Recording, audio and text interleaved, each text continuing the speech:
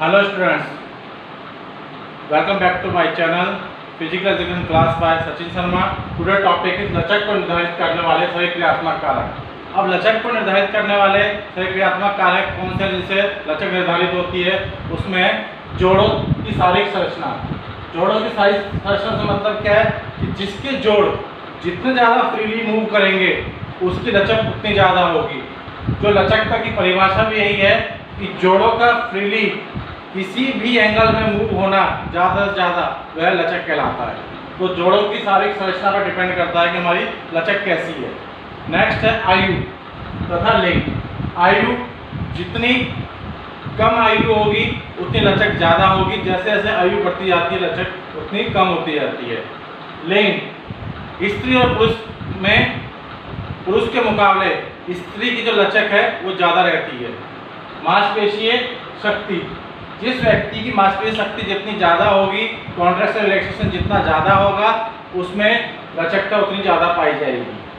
मांसपेशियों का लचीलापन, अभी हमने आपको बताया कि जिसमें कॉन्ट्रैक्शन रिलैक्सेशन ज़्यादा होगा तो उसके अंदर लचीलापन ज़्यादा पाया जाएगा। तो इसी तरीके से मांसपेशियों का लचीलापन, अगर कॉन्ट्रैक्शन रिएक्शन बराबर हो रहा है और वह शरीर के सभी अंगों में मूव हो रही है बराबर, बिना किसी दर्द के कार्य कर रही है, तो मांसपेशियों का लचीलापन पे डिपेंड करता है लचक के ऊपर। व्यक्ति की स्थिति, अगर व्यक्ति को सुबह सो के उठता है तो उसकी लचकता में कम होगी, लेकिन अगर वार्मिंग अप वगैरह कर लेता है तो उसकी लचकता बढ़ जाएगी। वातावरण से डिपेंड करता है कि जितने भी गर्म देश में लोग रहते हैं उनकी लचकता जो है ठंडे स्थान पर रहने वाले लोगों से ज़्यादा होगी, क्योंकि जो ब्लड सर्कुलेशन है वो गर्म देशों में ज़्यादा रहता है, इसके मांसपेशियाँ कॉन्ट्रैक्शन ज़्यादा करती हैं, जबकि ठंडे में मांसपेशियाँ मूव नहीं हो पाती हैं। तो उसके लिए उन्हें वार्मिंग अप पहले करना पड़ता है, वार्मिंग अप के बाद ही मांसपेशियाँ रिकवर हो पाती हैं। तो वातावरण भी काफ़ी अहम रोल अदा करता है। चोट, जिस स्थान पर चोट लग जाती है उस स्थान में मांसपेशियाँ बहुत कम मूव कर पाती हैं, तो इसके कारण मांसपेशियाँ स्टेबल हो जाती हैं, कॉन्ट्रैक्शन रिलैक्सेशन नहीं करती हैं, तो इसके कारण भी लचकता में कमी आ जाती है।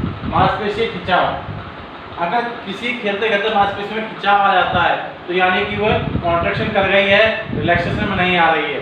जब तक वह कॉन्ट्रैक्शन रिलैक्सेशन दोनों नहीं करेगी तब तक उसकी लचकता नहीं बनी रहेगी। अगर सिर्फ वो कॉन्ट्रैक्शन में है तो लचकता नहीं आएगी, तो सिर्फ एक जगह मांसपेशियाँ खुली रहेंगी।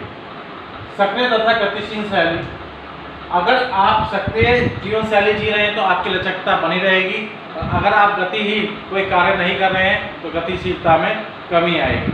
तो ये आज आपका टॉपिक लचक को निर्धारित करने वाले सभी क्रियात्मक कारक का हुआ।